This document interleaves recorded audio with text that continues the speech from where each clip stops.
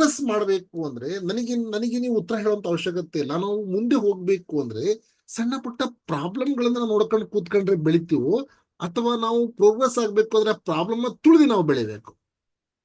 ನೋಡಿ, ಯಾರಿಗೆ ಬಿಸ್ನೆಸ್ ಅರ್ಥ ಆಗಿದೆಯಲ್ಲ, ನಾನು ಹೇಳ್ತೀನಿ ಸ್ನೇಹಿತರೆ, ಆ ದೇವ್ರು ನಿಮಗೆ ತುಂಬಾ ಬ್ಲೆಸ್ ಮಾಡಿದನ ಅಂತ ಅನ್ಕೊಳ್ಳಿ. ತುಂಬಾ ಜನಕ್ಕೆ ಇನ್ನು ನೆಟ್ವರ್ಕ್ ಮಾರ್ಕೆಟಿಂಗ್ ಅರ್ಥ ಆಗಿಲ್ಲ, SHPL ತುಂಬಾ ಜನಕ್ಕೆ ಅರ್ಥ ಆಗಿಲ್ಲ.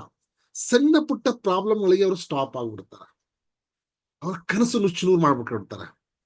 ಯಾಕಂದ್ರೆ ಒಂದು ಮಾತು ಹೇಳ್ತಾರೆ, ನಿಮ್ಮ ಉದ್ದೇಶ ನಮ್ಮ ಉದ್ದೇಶ ಸಣ್ಣದಾಗಿದ್ರೆ ಸ್ನೇಹಿತರೆ, ನಮಗೆ ಪ್ರಾಬ್ಲಮ್ ತುಂಬಾ ದೊಡ್ಡದಾಗಿ ಕಾಣ್ತದೆ.